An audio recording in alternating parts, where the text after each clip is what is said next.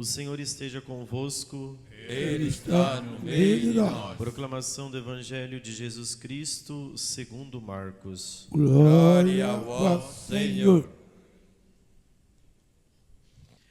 Naquele tempo, Jesus saiu de Jericó, junto com seus discípulos e uma grande multidão.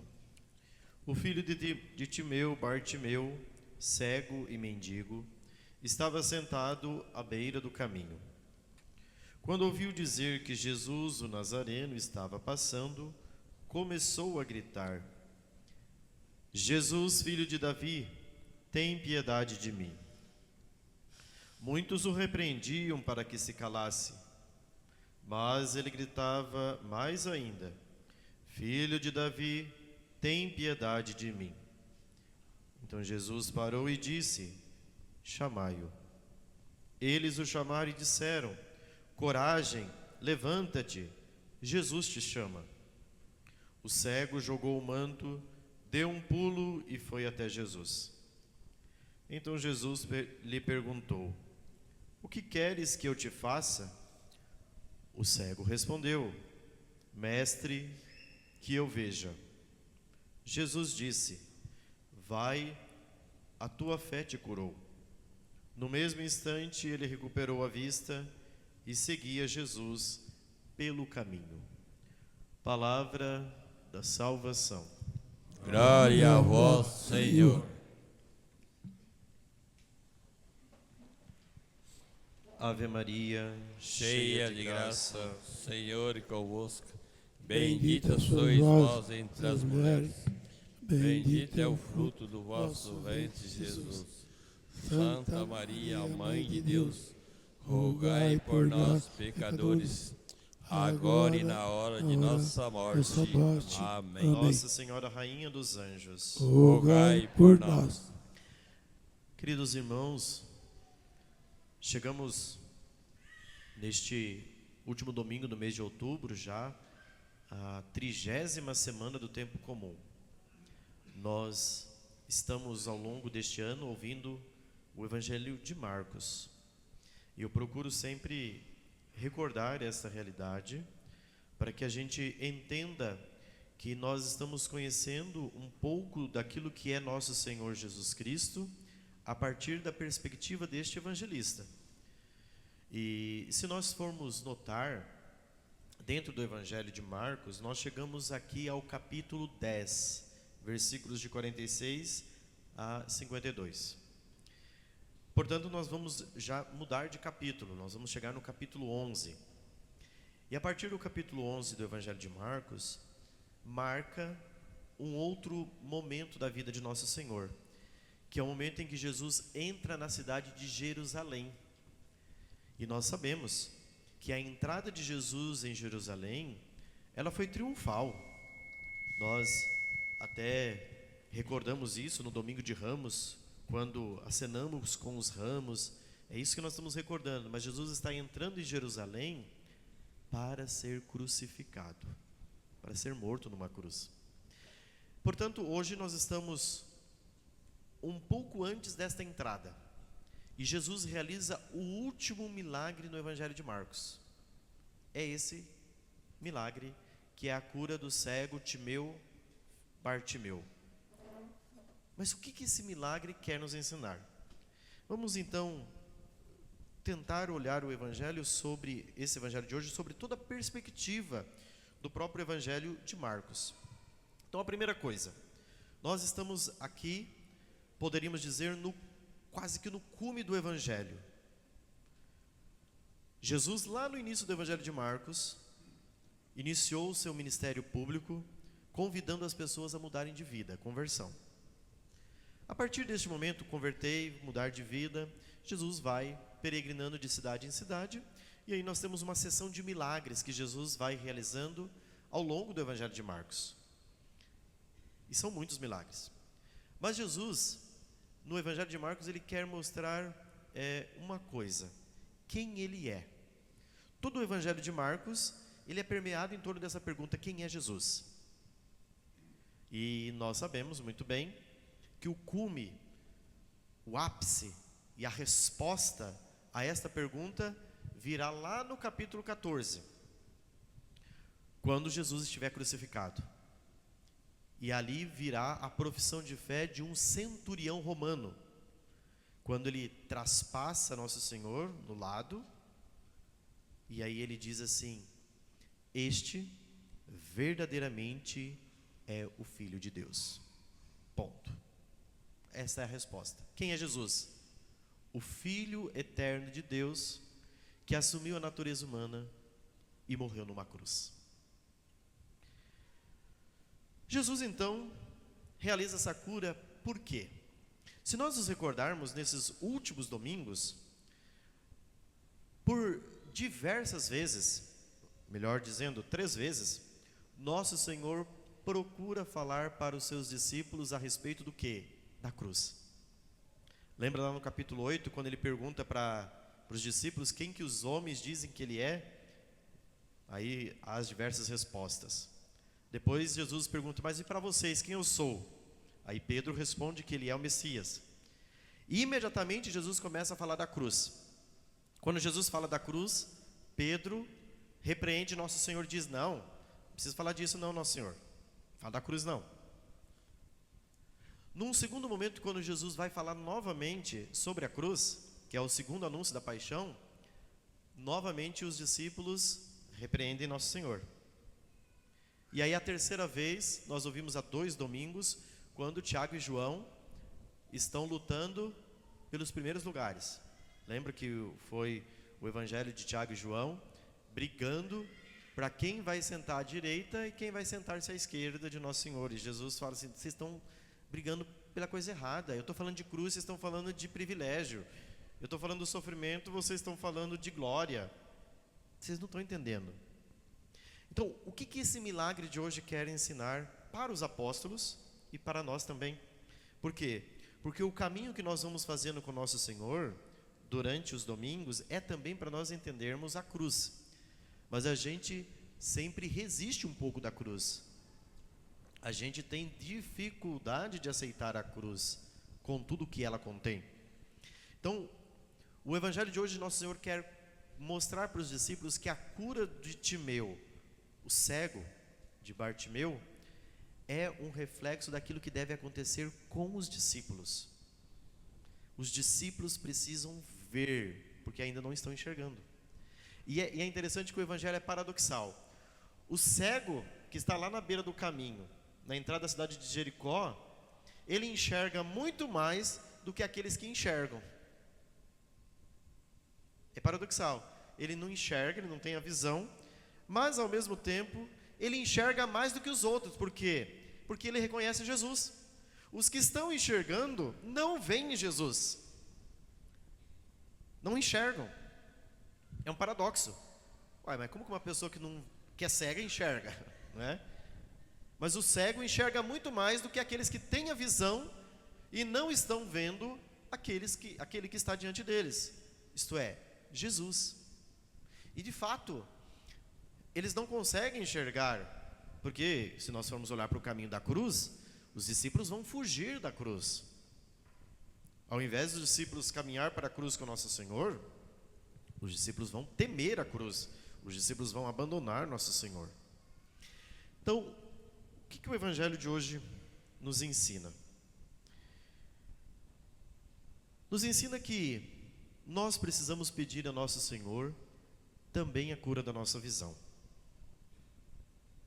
Ensina que nós precisamos enxergar que a vitória de Deus acontece na cruz. Essa é a vitória de Deus. A vitória de Deus é a morte de Cristo na cruz. Para nós, olhar a cruz, né, é olhar assim e dizer: nossa, parece que isso aí foi um acidente de percurso, não foi? Parece que tinha tudo para Jesus dar certo e terminou desse jeito aí. Ou às vezes a gente olha a cruz como meramente um detalhe do caminho. Ponto, teve um detalhezinho, a cruz chegou e ponto. O problema é o seguinte: a cruz não é detalhe e a cruz não é acidente. A cruz é o caminho para a vitória de Deus. E isso é verdade na vida de nosso Senhor, isso é verdade na vida dos discípulos, e isso é verdade na nossa vida. A cruz não é detalhe, não é acidente.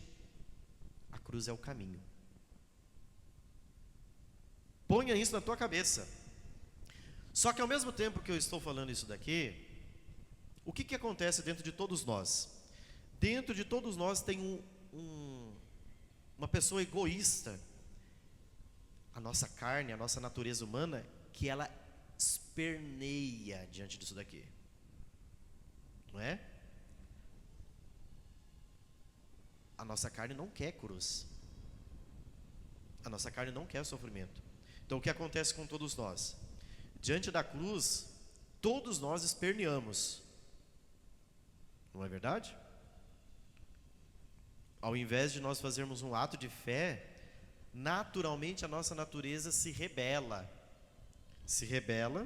porque ainda somos cegos. É fato, é verdade que nós cremos em Deus, mas a pergunta que eu lhes faço: nós cremos em um Deus crucificado? Nós cremos que através da cruz e na cruz está a vitória de Deus? Porque quando nós estamos com a cruz, não parece que existe vitória, parece que existe uma derrota, parece que existe fracasso. Todos nós, naturalmente, porque a nossa natureza humana, nós temos uma visão míope, uma visão distorcida da realidade. Quando a cruz nos é posta diante de nós, nós esperneamos, nós rebelamos, nós temos medo. Mas por que comigo? Então, gente, nós evitaríamos 99% dos nossos problemas se a gente entendesse a cruz. 99%. Você só teria 1%. Porque 99% nós estamos esperneando contra os problemas. Não é verdade? A gente não aceita as coisas. Então, existem situações de coisas contra as quais é inevitável lutar. Inevitável. Você pode lutar, só vai aumentar sofrimento. Por exemplo, supor que você veio para a missa hoje, chegou aqui, o tempo estava meio nublado, mas ninguém se ateve de talvez trazer um guarda-chuva. Você veio a pé, 6 ou 7 quarteirões. Mas vamos supor que o tempo muda e vem uma chuva. Vindo uma chuva, você não tem carro, você tem que voltar a pé. Aí a chuva não passa, se estende até o meio-dia. Mas por que essa chuva não dá uma trégua, né? Para eu poder ir embora? Veja, contra aquilo que está sendo manifesto, não adianta você sofrer. Esta é uma coisa irreversível. Está acontecendo. Você pode mudar o transcurso do tempo? Não pode, então aceita. Mas a nossa carne esperneia, porque eu não quero me molhar. Ainda mais que eu fiz uma chapinha, meu cabelo está toda bonita, né? Então, se eu entrar aí, vai virar um matagal. Esse negócio vai levantar para cima e vai ser horroroso. Essa roupa nova também, se eu for por aqui, não vai dar certo. Mas tudo bem, ou você vai ter que ir na chuva, ou você vai ter que esperar. Espernear não vai resolver o problema. Vamos supor que você está também numa viagem e você tem um limite de tempo para chegar em determinado lugar, porque você está com uma consulta marcada ou com um compromisso agendado, mas lá pelas tantas estoura o pneu do carro. Você vai abrir o teu carro lá atrás, o porta-mala, né? E o bendito do seu marido furou o pneu na semana passada, tirou o step, levou para arrumar, né, o pneu, e esqueceu de repor o pneu de volta. E o pneu ficou lá em casa. O que naturalmente acontece dentro de todos nós? Se você vai lá, já primeiro que você fica com raiva, porque você tem horário para chegar, o pneu estourou. Por que isso vai acontecer? Se um lugar você abre o porta-malas, você vai lá olhar, o pneu não está lá. Aí naturalmente o que nasce dentro de você? Meu marido é uma bênção. Eu amo ele, porque ele está me fazendo amar Jesus agora aqui. Naturalmente não, né? Naturalmente a nossa carne se rebela. E naturalmente a nossa natureza humana já se ira. Eu pego ele, eu mato esse homem hoje, né? Eu vou cortar o pescoço dele. Que daí você abre o seu celular, não tem torre. Para quem que você vai xingar, né? Não tem ninguém para você xingar. Resta você fazer o quê? Buscar um mecanismo, meio, para você tentar resolver o problema.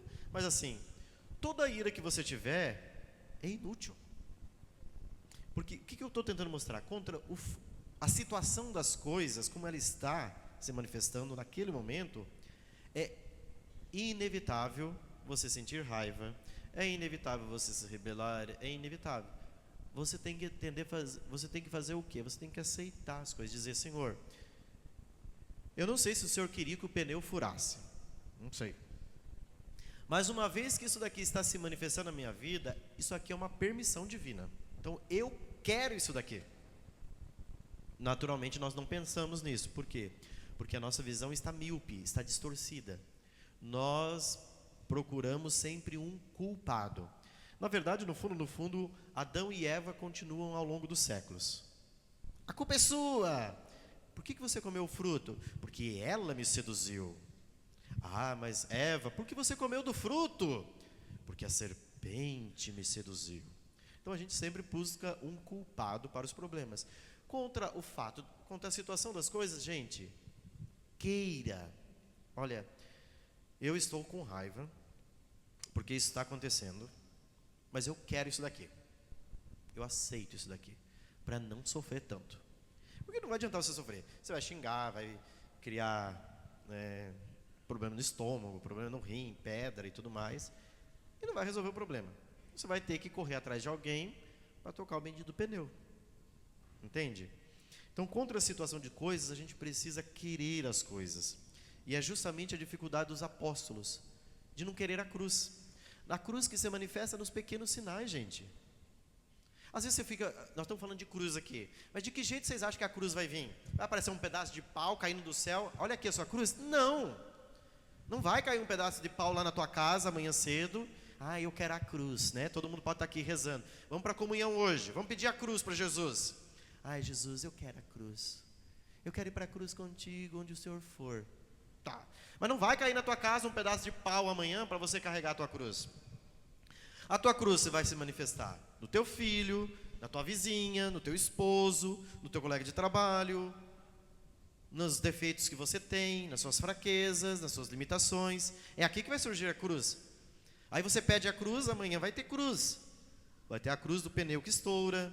Eu estou dando exemplo do pneu, estou dando exemplo do horário que você tem para chegar, mas isso vai se manifestar de inúmeras formas.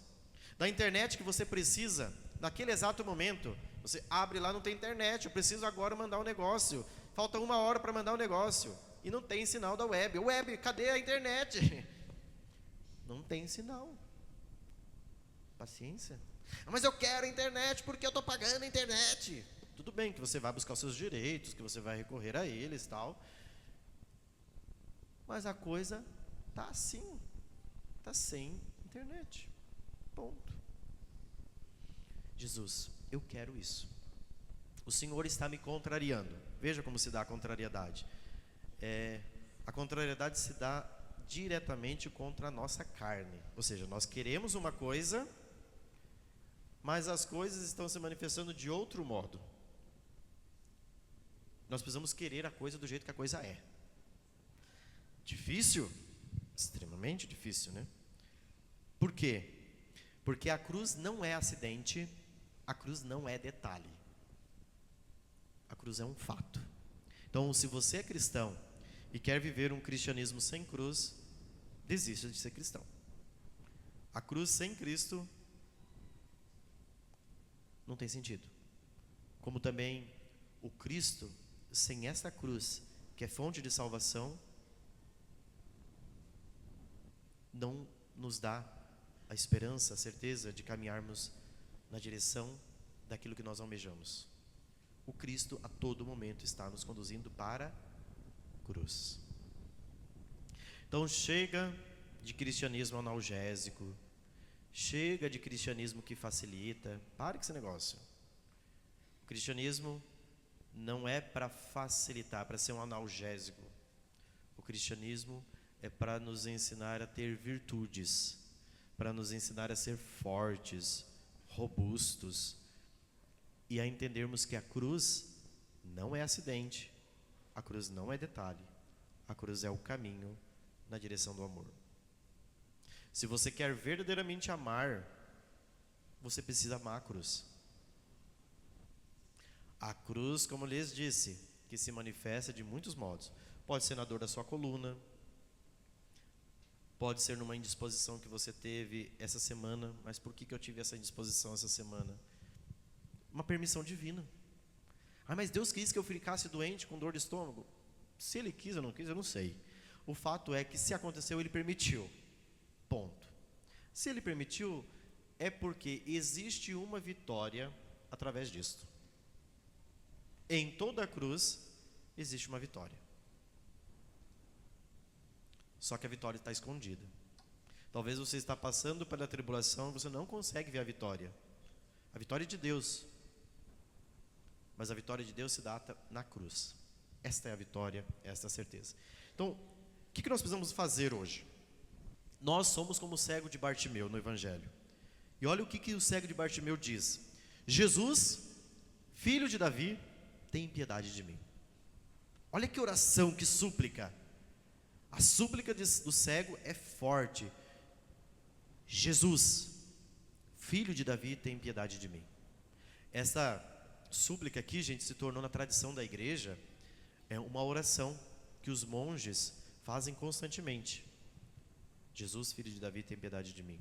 Depois tem uma obra chamada O Peregrino Russo, que ela descreve essa prática que foi ao longo de toda a história da igreja uma prática constante. Como, assim, se você quer ficar constantemente em oração, você fica lá: Jesus, tem piedade de mim porque eu sou pecador. Quando você, lá pelo meio-dia, você se recorda, faça essa oração, é uma oração de súplica. Jesus, tem piedade de mim. Então, todo mundo estava repreendendo: fica quieto, rapaz, fica quieto, você está atrapalhando, Jesus está seguindo o caminho. Todos repreendiam, mas ele gritava mais forte ainda: filho de Davi, tem piedade de mim. O grito vinha da sua alma. Então Jesus para, chama, ele se levanta, joga o manto, e Jesus pergunta: o que você quer? O que você quer que eu faça para você? Senhor, que eu veja. Então nesse domingo nós somos chamados a fazer o quê? A jogar o nosso manto, a jogar as nossas seguranças, porque o manto para um mendigo era a sua única segurança. O mendigo, a única coisa que ele tinha é o seu manto. Era a sua única segurança. Aquilo que ele tinha de segurança, quando ele se encontra com Jesus, ele joga e vai ao encontro de nosso Senhor. Talvez nós tenhamos muitas seguranças: a nossa poupança, a nossa conta bancária, a nossa casa, o nosso carro. São seguranças que nós vamos obtendo ao longo do caminho. Mas hoje nós somos convidados a dizer: Senhor, eu quero ir ao seu encontro, para que o Senhor cure a minha visão. A minha visão distorcida, que tem medo da cruz. Eu tenho medo da cruz. Se hoje nosso Senhor nos visitasse pedindo algo, eu não sei se eu dou conta. Então por isso que a gente precisa fazer o quê? Jesus, tem piedade de mim. Tem piedade de mim, aumenta a minha fé. Então o nosso pedido hoje é: Senhor, que eu veja. Que eu veja. Mas não basta somente uma visão física. Porque os discípulos tinham visão física, mas não enxergavam Jesus como o Messias. O cego de Bartimeu, que não via fisicamente, via mais Jesus do que aqueles cegos, do que aqueles homens. Porque ele disse: Jesus, filho de Davi. Ele reconheceu que Jesus é o Messias, que fora prometido desde o Antigo Testamento. Tem piedade de mim. Às vezes nós estamos vendo muita coisa e não vemos porcaria nenhuma. Então todos nós precisamos ser curados do nosso olhar. O sinal que Jesus realiza, o milagre que Jesus realiza hoje, é para todos nós, gente. Quando Jesus vê esse doido gritando no caminho, ele está vendo quem? Nós. Ele está vendo individualmente você, que é um ceguinho, que não enxerga nada, que tem medo da cruz. Jesus vai entrar em Jerusalém e vai abraçar a cruz, entenda isso. E você, assim como aquele cego, diz o último versículo do Evangelho, seguia Jesus pelo caminho. Você vai seguir Jesus pelo caminho, sim ou não?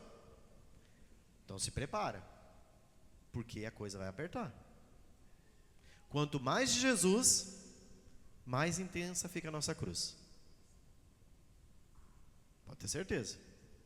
De um lado ou de outro, nós seremos surpreendidos. Lembre-se, cruz não é detalhe. A cruz é o caminho. Que nosso Senhor nos ajude, meus irmãos, e que nós possamos cantar como o versículo 5 do Salmo de hoje, né? Os que lançam a semente entre lágrimas, ceifarão com alegria. Às vezes a gente semeia na lágrima, na dor, no sofrimento. Mas no céu nós temos a certeza que nós vamos ceifar com grande alegria, com grande certeza, com a grande certeza da vitória de Deus em nós. Amém.